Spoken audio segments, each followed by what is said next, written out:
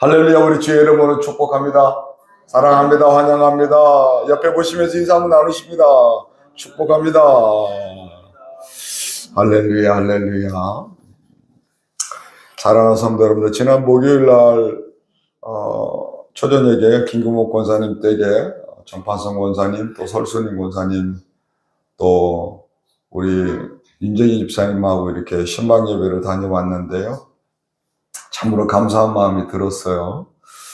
1월 30일 날 권사님이 응급실 입원하시면서 바로 그때부터 대략 지금 한 45일 정도 가까이 됐던 것 같은데,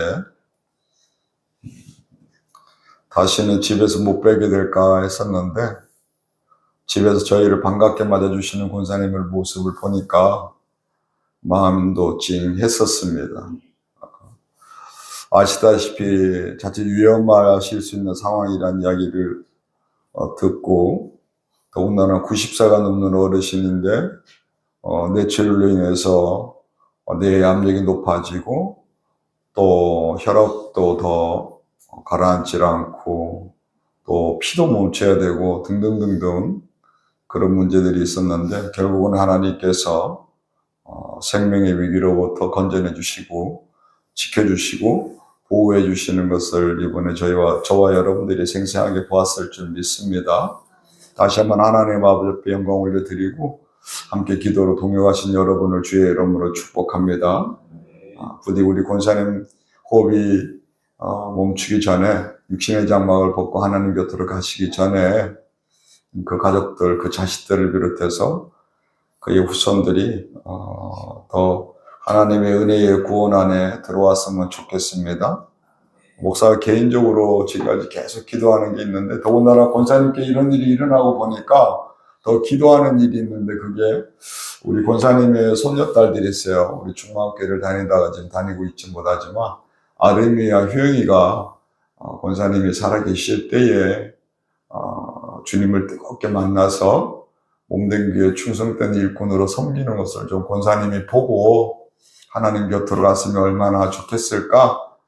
그래서 그런 조바심이 생겨서 그 아이들 위해서 많이 기도하고 있는데요.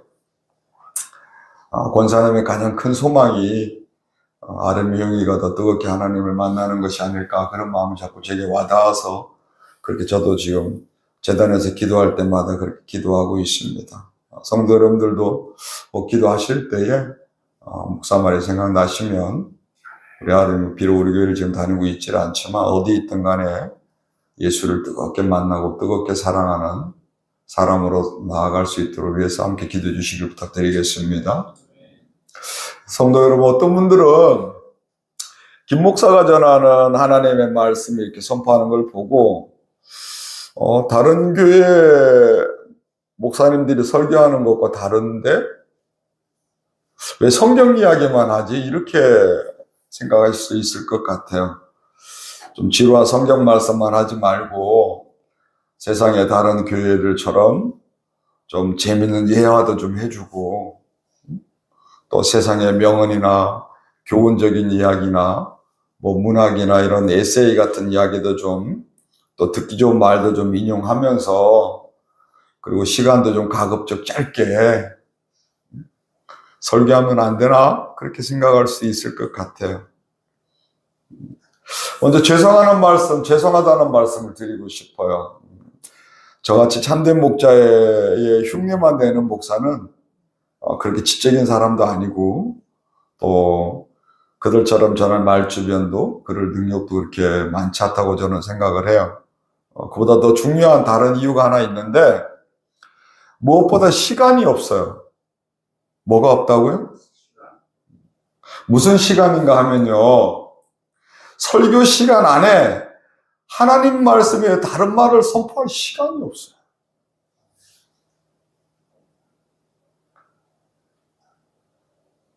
오랫동안 말씀의 기근이 우리 안에 들었던 때를 우리가 알고 보았던, 그러면서 우리 양들이 힘들어하는 것을 생생하게 곁에서 함께했던 저로서는 하나라도 더 하나님의 말씀을, 또 말씀 속에 있는 하나님의 말씀을 전하는 데에도 시간이 부족하다, 이 말씀이죠.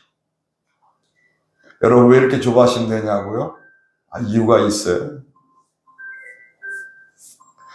우리 성도들의 삶이 끝나기 전에 뭐 하기 전에? 호흡이 멈추기 전에, 또 너무 멀리 가기 전에, 또 너무 위험한 곳으로 가기 전에 속히 하나님을 바르게 만나고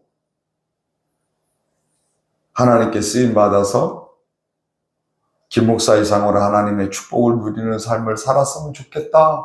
이 조바심이지. 또 있어요.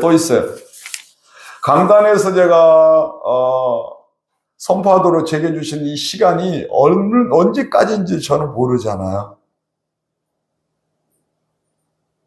주님이 주신 시간 동안 하나라도 더 악착같이 하나님 말씀만 전해드리고 싶어요. 할렐루야. 그 외에 다른 것들은 다른 방법으로 다른 것으로도 얼마든지 들을 수 있잖아요. 그러라고 저 같은 사람을 세워주신 줄 저는 믿고 있기 때문에 이것저것 부족하지만 성령께서 주시는 감동, 영감을 따라서 지혜를 따라서 또 그분의 도우심을 바라고 강단에 서서 하나님의 말씀을 선포하고 있는 것입니다. 성령께서 역사하시면 주의 종의 입을 통해 증거되어지는 말씀 속에서 누군가는 말씀에 갈급한 사람, 누군가 하나님의 말씀 한마디가 필요한 사람, 또 누군가 하나님께로 돌아올 사람이 말씀과의 만남이 일어나서 하나님을 뜨겁게 만나게 되어질 줄 믿습니다. 왜 그러냐면 저 또한 가장 고통스럽고 가장 힘들 때, 가장 외롭고 절망적일 때에 하나님 말씀을 부여잡고 힘을 냈고 위로받았고 다시 시작할 수가 있었거든요. 그러니 제가 전하는 말 중에 어떤 문법적으로 뭐 틀릴 수도 있고 실수도 있고 그런 것도 중요하지만 언젠가도 제가 말씀드린 것처럼 저 달을 보라고 손가락을 이렇게 들 때 그런 소소한 손가락을 보지 말고 달이신 하나님, 예수님, 성령님은 보았으면 좋겠다. 아멘입니까? 여러분 오늘도 성령님을 알자는 주제의 말씀을 이어서 나눌 텐데요. 성령께서 말씀의 문을 열어주시고 저와 여러분들을 도와주시길 주의 이름으로 축복합니다.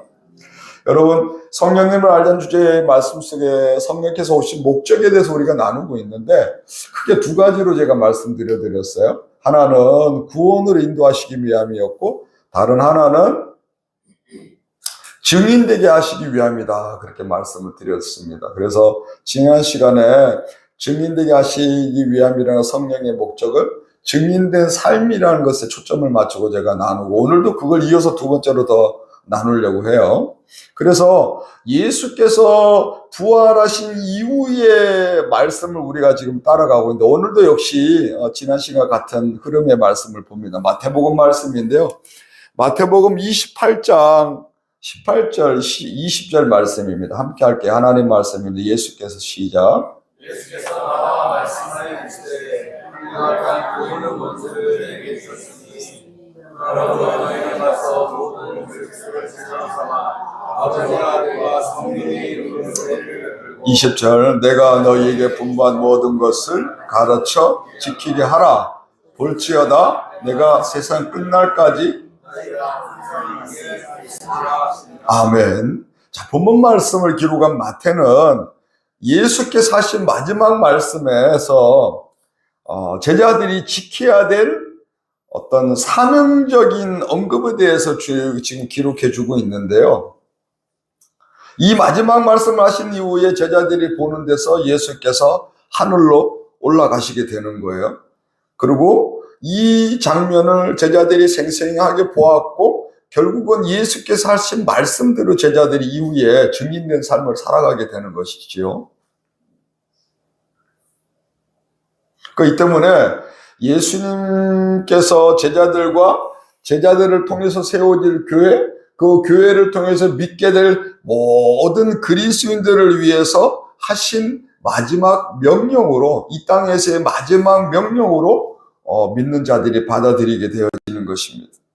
여러분, 이제 이 예수의 마지막 지상 명령에 대한 결론은 저와 여러분들이 이미 알고 있는 거예요. 다시 한번 정리해 봐 드리면, 예수께서 이 세상에 그리스도로 오실 때에 모든 인간을 죽음의 저주로부터 구원해 주시기 위해서 선택하신 방법이 바로 교회를 세우시는 것이었고, 그리고 그 교회를 세워지도록 성령께서 역사하시고, 성령께서 교회 안에 함께 하시면서 온 세계, 여기 말씀에서는 땅끝이라고 표현되어지는 전 세계에 예수 그리스도의 복음이 전파되어지고, 전파된 것이 믿어지도록, 그 믿은 것이 삶에서 나타나도록 되어지는 것이 바로 이 예수의 지상명령의 마지막 결론인 거죠. 언제까지? 예수께서 다시 오시는 그날까지. 아멘입니까? 그러므로 여러분, 우리가 우리 주위를 돌아볼 때에 오늘날까지 예수 그리스도의 복음이 교회가 믿는 자들이 여기까지 왔다는 것은 누군가 어떻게 했다는 걸까요? 증인된 삶을 사는 사람이 있었기 때문이라는 것이죠. 그리고 그 증인된 삶을 살아가는 사람이 앞으로도 있어야 되는 거죠. 역시 언제까지? 예수님 다시 오실 그날까지. 할렐루야. 그러므로 우리가 하나님이 예비하신 축복, 내 삶의 어떤 문제, 나의 어떤 삶의 위기라든가 등등등 우리가 지금 성령님을 알리를 통해 또는 설교 말씀을 통해서 하나님이 주신 신령한 복, 하늘의 축복 등등등 이런 것을 우리가 누리고 소유하고 싶다면 저와 여러분들이 가장 먼저 어떤 마음의 자세를 가져야 되냐 하면 나도 증인된 삶을 살아야 되겠다는 결단을 해야 되는 것이죠. 아멘입니까? 그러니까 이 말씀이 예수께서 뭘 먹을지, 마실지, 입을지 걱정하는 제자들에게 너희 걱정하지 마.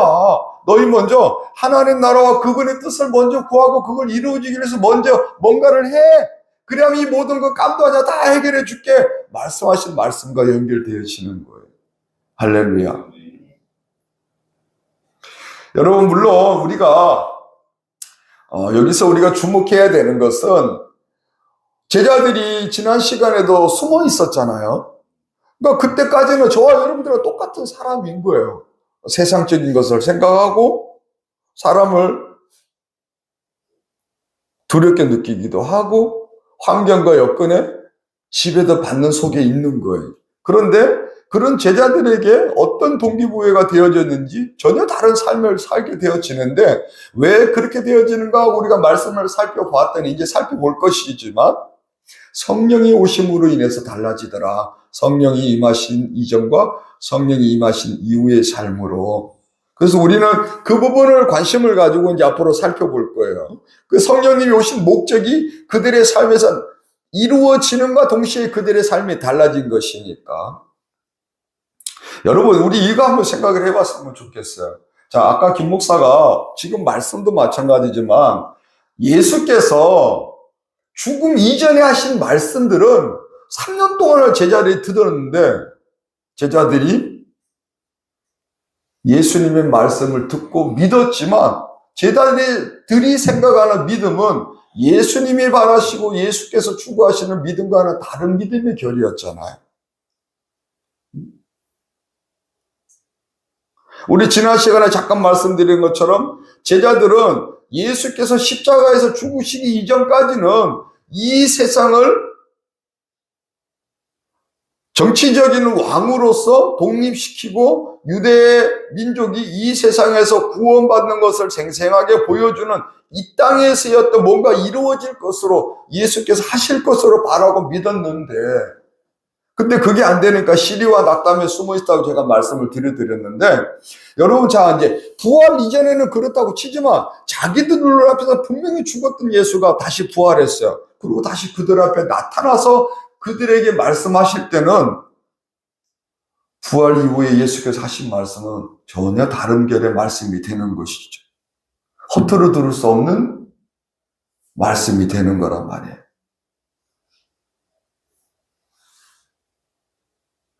저와 여러분들이 제자라고 한번 생각을 해보자고요. 부활 이전에는 예수께서 권력을 잡으면 지난 시간에 말씀에 서로 누가 높은 자리에 앉았지 막 싸우기도 하고 로비도 하고 그랬다고 그랬어요. 그런데 그런 예수께서 못자국 손, 창에 찔린 옆구리를 그대로 보여주는 몸으로 제자들 앞에 서서 당부의 말씀을 한다? 그 말씀 한마디 한마디가 얼마나 경외히 여기고 그 말씀이 두렵고 떨림으로 다가왔겠냐고요.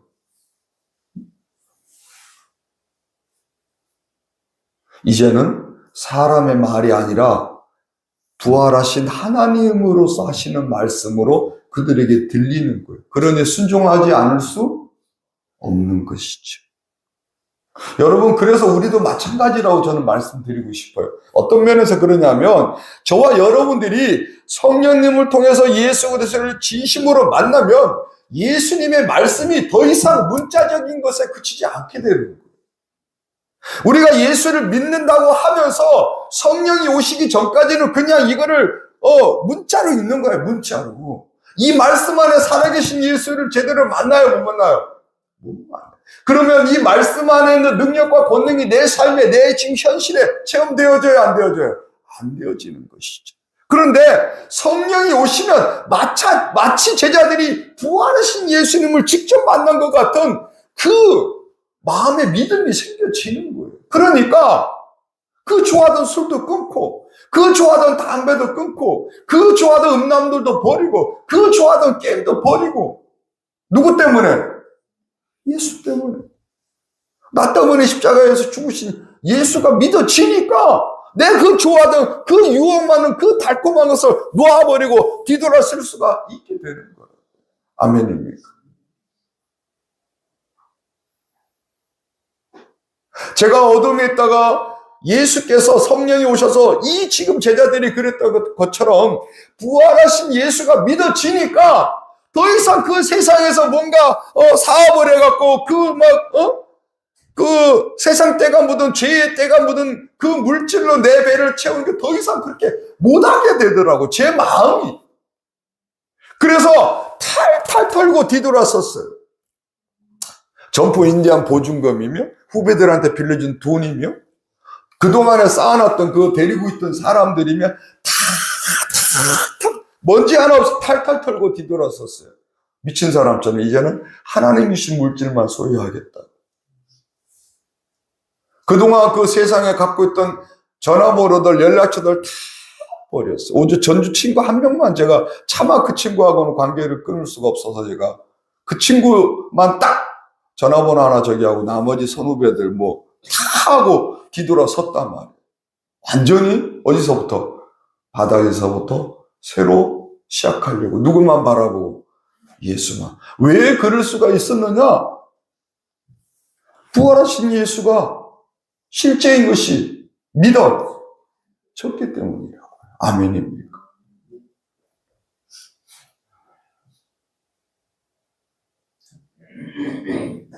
그러니 성령께서 우리에게 왜 오셔야 되느냐? 성령께서 여러분 안에 왜 임하셔야 되느냐? 성령이 오시면 아까 말씀드린 대로 이 예수의 이 축복의 말씀에 문자적인 게 아니라 실제적으로 이제 여러분 삶의 질과 형편에 영향을 끼치는 말씀이 되는 거예요. 아멘입니까? 삶의 아픔과 위기에서 건져내줄 말씀, 그 권위와 권능이 담기는 말씀으로 여러분 삶에 생생하게 체험되어지고 느껴진다고 믿어지고. 또 있어요. 죽음의 위기에서 절망의 늪에서 회복시켜주고 탈출해줄 유일한 돌파구가 바로 이 예수의 말씀밖에 없다는 것이 믿어지는. 그리고 세상 기준이 아니라 내가 어떤 상황에 처해져 있든 나의 있는 그대로, 지금 내 상황 그대로, 나의 형편 그대로도 많이 사랑해 주시는 예수님의 마음이 이 말씀 속에서 내게 와닿아지는 거예요. 아멘입니까? 그러니까 어떻게 돼요? 말씀을 붙잡고 말씀을 사모하고 말씀에 매달리게 되고 한 말씀만 주시라고 구하게 되는 것이라고.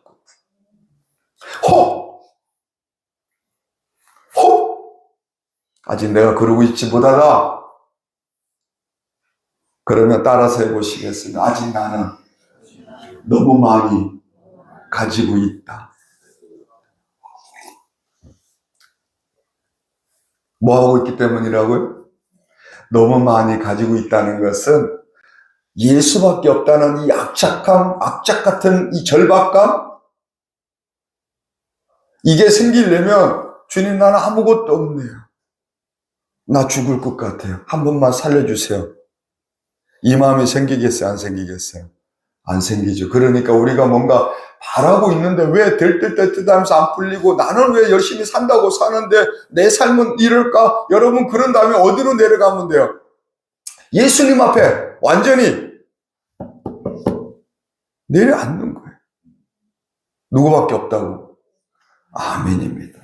축복합니다. 할렐루야. 18절 말씀을 보니까 하늘과 땅의 모든 권세를 내게 주셨다는 말씀은 예수께서 이제 비로소 하나님이 말씀하시고 계획했던 그 공적 사역을 다 완성해서 십자가를 죽으셨고 부활하셨기 때문에 드디어 이제 누구로서 다시 하나님으로서의 하나님의 권위와 하나님의 권능으로 돌아오신 거예요. 할렐루야. 누가 주셨대? 아버지께서 누구에게? 예수께 모든 권한을 위임하신 거예요. 심판의 왕으로서. 할렐루야. 그것을 주께서 직접 말씀하신 것이고 심판의 왕으로서 이제 이 말씀을 제자들에게 명령하시는 것이라. 지난 시간에 제가 예수의 지상명령이라고 그랬잖아요. 이 말씀은 지키려면 지키고 말리면 말려고 아니야. 내가 너 구원해 줄게. 내가 이 육신의 몸뚱이로 죽을 수밖에 없는 이 죽음의 저주를, 이 죽음의 경계로부터 내가 너를 벗어나게 해줄게. 그 대신에 너 나한테 이거 좀 해줘. 너 나를 위해 조금만 이렇게 좀 살아줘. 이 명령인 거예요. 아멘입니까? 모든 민족, 전 세계 모든 사람을 제자로 삼으라 하신 주님 말씀을 정리해 보면 세 단계인데, 첫 번째는 가야 돼. 그 다음에 두 번째는 뭐를 베풀어요? 세례를 베풀래요. 세 번째는 예수 그리스도께서 명령하신 모든 것을 가르쳐 지키게 해라 말씀했어요. 그러니까 저와 여러분들은 지금 이 말씀의 의미가 중요한 게 아니고 성령님의 흐름을 쫓아가고 있으니까 이 말씀에 담긴 설교적인 메시지는 다음에 우리가 말씀 나눌 때 할게요. 어쨌든 19절을 보면 아버지와 아들과 누구의 이름으로? 성령의 이름으로 세례를 베풀라 이렇게 말씀해요.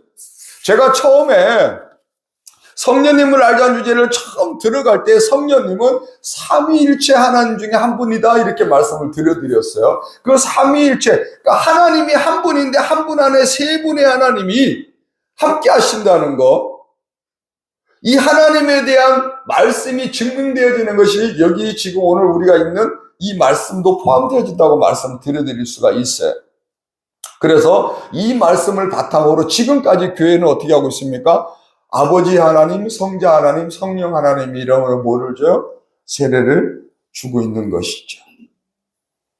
여러분, 이 마태는 이 세상의 마지막 명령이 복음을 전파하는 것에다가 그것이 중요했기 때문에 초점을 맞췄다면 이 동일한 마지막 장면을 기록하는 누가는 약간 다른 결의 이야기를 하고 있는데 우리 그 말씀만 한번 볼게요. 누가복음 24장 말씀이에요. 46절부터 49절까지 말씀인데 우리 함께합니다. 하나님 말씀입니다. 또 이르시되 시작. 또 이르시되 이같이 그리스도와 하나님하고 세상의 중생과 또 그의 이름으로 세상을 하나님과 예루살렘에서 시작하여 그의 장로의 것으로 되었으니 49절 볼지어다 내가 아버지께서 약속하신 것을 너희에게 보내리니 너희는 위로부터 능력을 입힐 때까지 아멘 아멘. 자, 본문 말씀을 기록한 누가는 예수님의 지상 명령이 성령님을 통해서 어떻게 수행되어지는지, 어떻게 진행되어져 나아가는지에 내가 초점을 맞추고 지금 말씀을 기록하고 있는 거예요.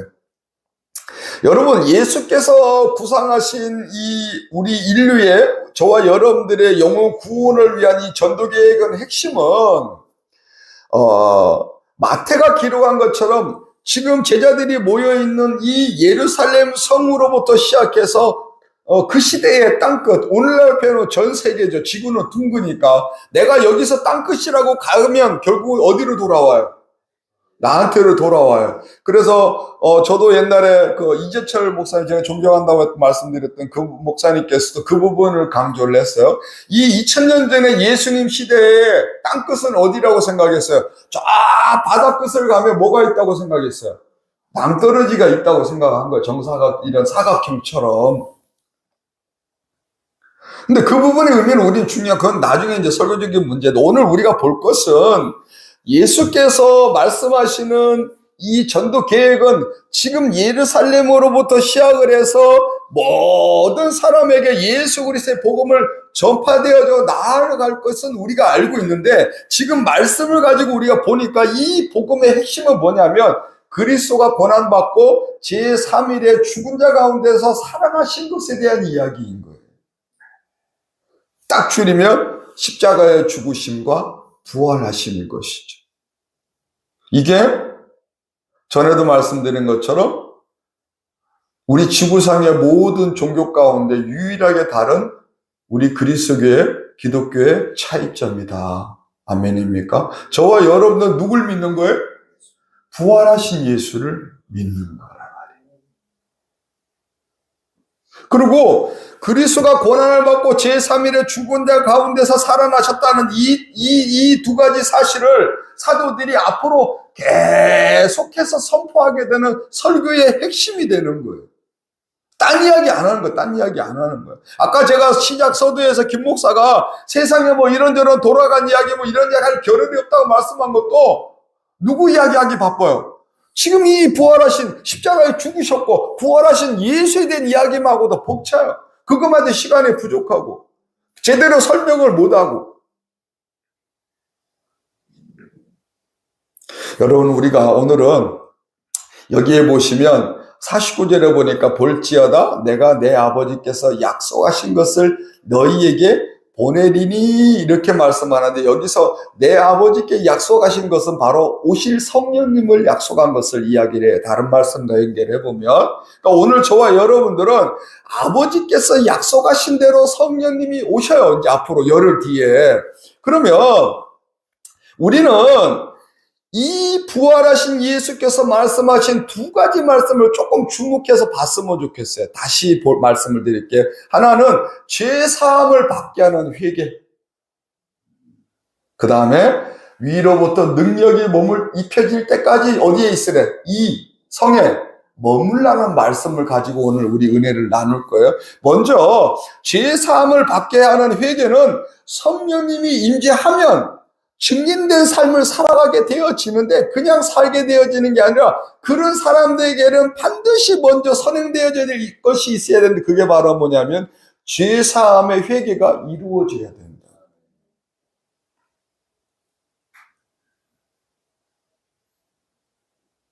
실제로 우리 다음 시간에 살펴보게 되는데, 성령님이 임재를 받은 제자들이 복음을 전할 때 많은 사람들이 마음이 찔린다고 표현을 해요. 마음에 찔림이 일어나서 회개하고 세례를 받게 되어지죠.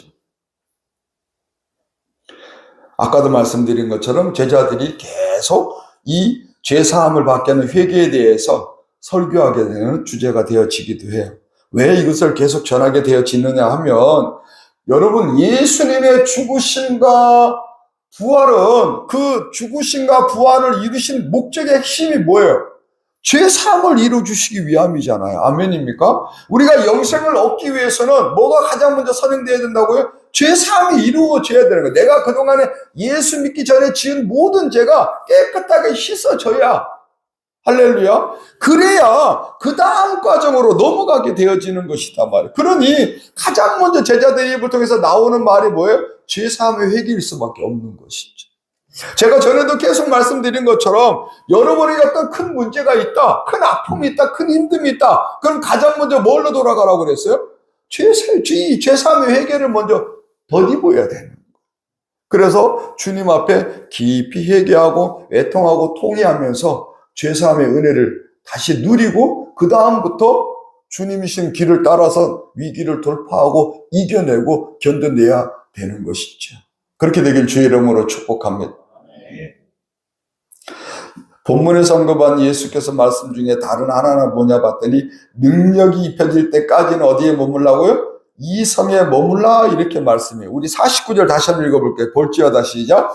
볼지어다 내가 내 아버지께서 약속하신 것을 너희에게 보내리니 너희는 위로부터 능력으로 입혀질 때까지 이 성에 머물라 하시니라. 아멘. 이 성은 지금 제자들이 있는 예루살렘 성을 말하는 거예요. 이 성을 머물라 하신 이유가 있어요. 이유가. 첫 번째는 물론 아까 말씀드린 대로 지금 예수께서 하실 이 말씀하시고 열흘 있다가 성령이 임재하시는 거예요.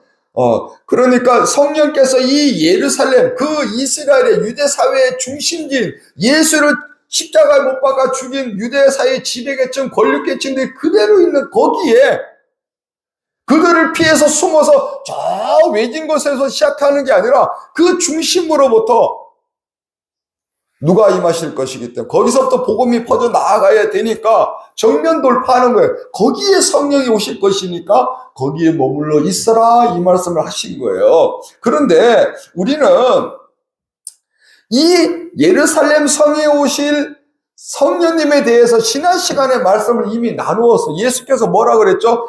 요한복음을 기록한 요한은 이 같은 마지막 말씀인데 이 말씀을 뭐라고 했냐면 숨을 내쉬며 성령을 받으라 이렇게 말씀했던 거예요. 그러니까 지금 이 성령께서 여기에 임하시는 것을 피하지 말고 다른 방법을 동원하지 말고 다른 묘수를 찾지 말고 오직 그것밖에 없으니까 누구밖에 성령의 임재밖에 없으니까 여기에 머물라 이렇게 지금 말씀하신 건데 저는 이 성령이 오시는 것 말고 다른 하나 이야기를 좀 하고 싶어요. 그게 뭐냐면 여기에 머물라는 말씀의 다른 의미는 따라서 해보시겠습니다.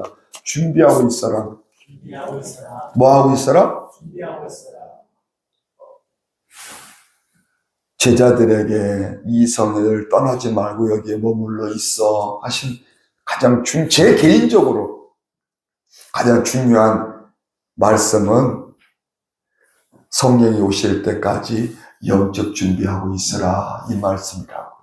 아멘입니까? 그래서 나중에 제자들이 예수님 말씀대로 한 곳에 모여서 뭐 하고 있어요? 기도하고 찬송하고 있게 되는 거예요. 누가 오실 때까지? 성령께서 오실 때까지. 그러고 나서 이 머물라는 말씀을 다시 한번 봐봐요. 여러분, 딴 데, 너희들 다른 곳에 가지 말고 지금 이 성에 머물라 하신 이 말씀을 한번 참참히 보면 지금 제자들은 어떤 상황이냐면 하루빨리 여기로부터 어떻게 하고 싶어요? 예루살렘으로부터 멀어지고 싶은 거예요. 도망치고 싶어. 왜? 잡히면. 맞아요. 그러니까 여기에 머물러 있어라 하는 이 말씀 안에는 제자들을 배려하는 사랑의 마음이 담겨 있는 것이라고. 여러분, 제자들은 아직 영적 힘이 없는 상태잖아요. 할렐루야. 그동안에 예수의 말씀을 그렇게 두고 예수께서 하신 기적을 그렇게 보았음에도 불구하고 예수께서 뭐라고 그러냐면 너희가 나를 믿으면 내가 한 것보다 더 이상으로 너희도 일을 할 거야 하고 말씀하셨지만 아직 제자들에게는 그를 영적 힘을 가지고 있지 못한 상태예요. 그런데 그렇게 영적으로 준비가 되어 있지 못한 상태에서 의욕만 앞서서 유대 권력과 불의 앞에 섰을 때에 오히려 제자들이 상처받고 그들로부터 외면받을까 염려하신 거예요. 그래서 너희는 어떻게 하라고? 위로부터 능력이 입혀질 때까지 이 성에 머물고 있으라 하신 것이죠. 능력과 권능으로 역사하시는 성령께서 제자들에게 임하시니까 비로소 제자들 안에 영적 힘이 생기고 그 영적 힘을 바탕으로 복음을 전하러 나아가게 되어지는 것이지. 할렐루야. 사랑하는 여러분, 이 마지막 장면에 대해서 누가가 그가 다음에 기도한 사도행전 1장에서 이 말씀을 이어가고 있는데 오늘 우리 본문 말씀이기도 한데 그 말씀 한번 볼까요? 그가 고난받으시 함께합니다. 시작. 그가 고난받으신 후에 확실한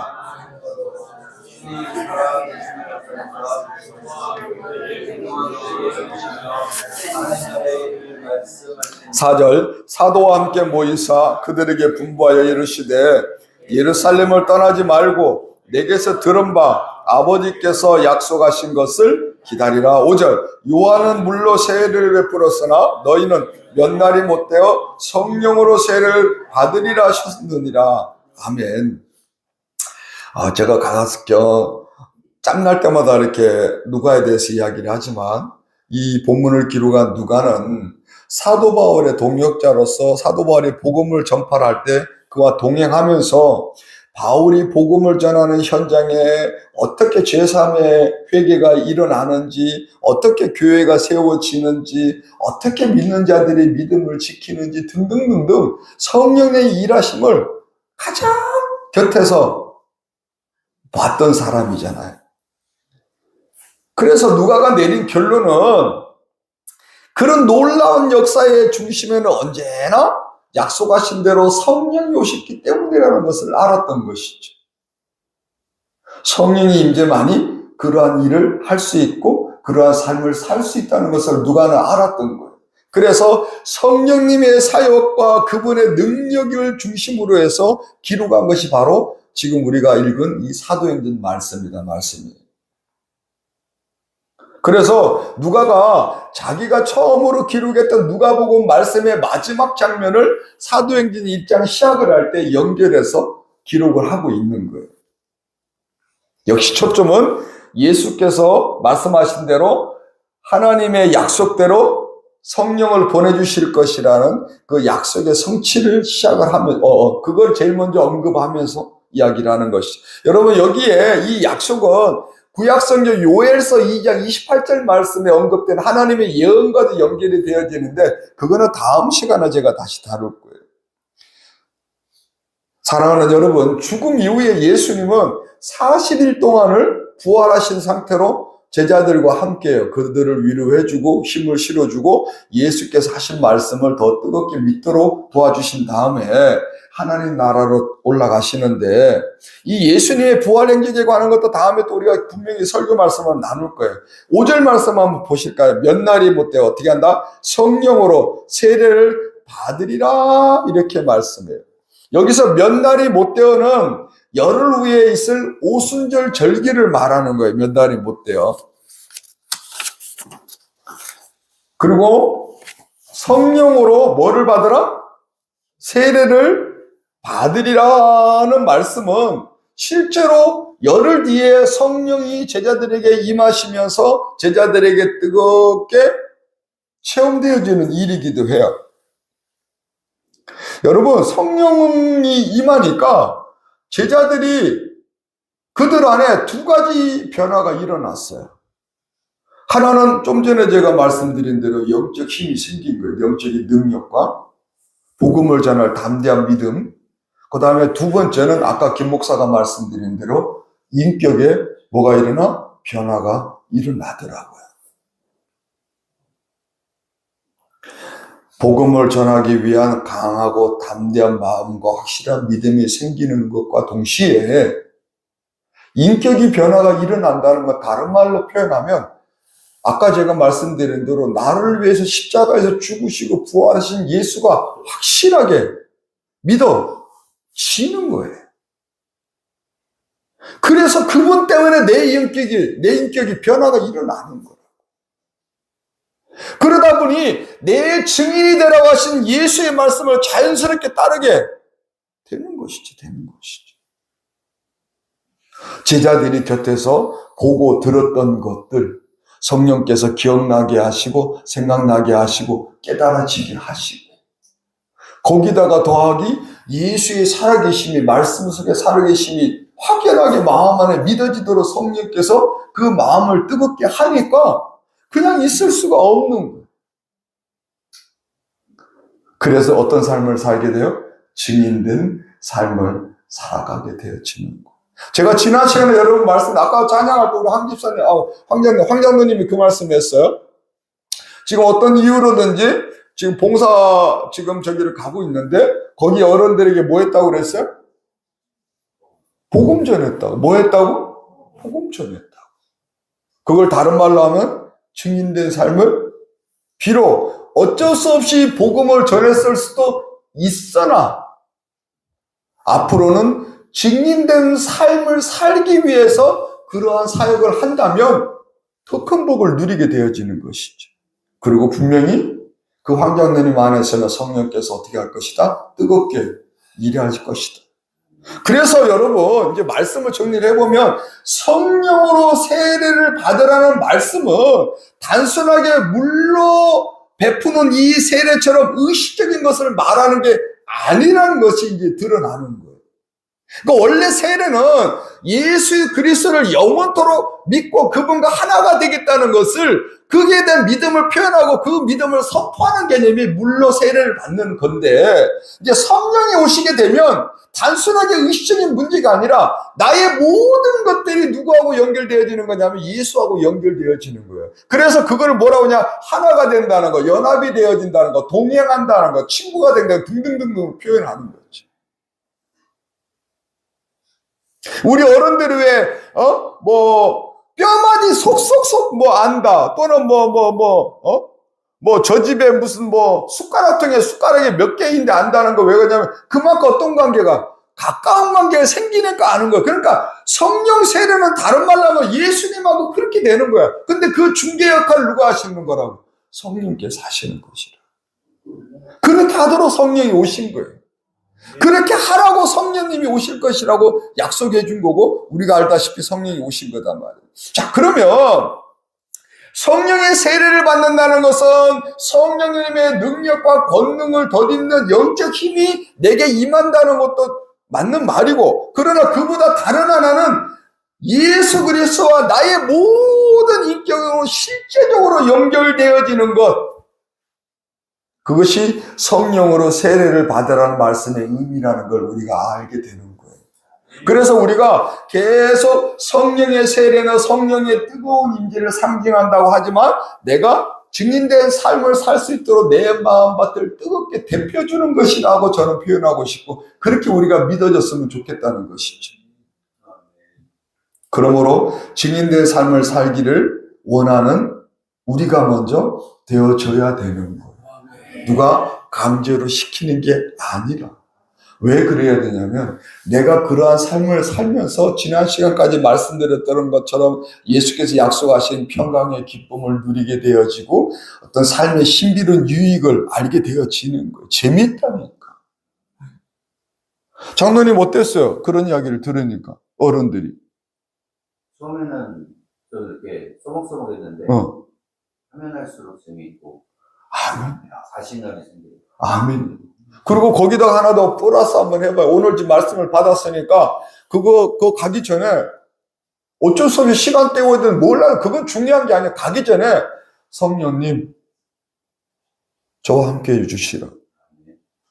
지금 제가 하는 이 찬양, 제가 하는 말을 함께 해주시고 무슨 말을 해야 될지, 무슨 찬양을 해야 될지 저를 좀 도와주시라. 그래서 이 어른들 중에 예수 믿고 천국 가도록 역사해 주시라. 누구께 도움을 구하고 가는 거예요? 그렇죠.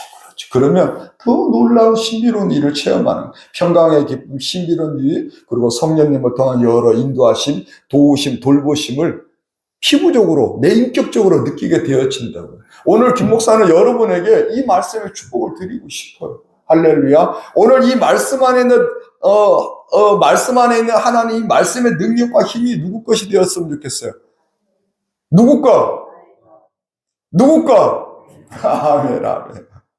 비남 형제, 빛남 있게 됐으면 좋겠습니다. 아멘입니까? 주의 이름으로 축복합니다. 할렐루야.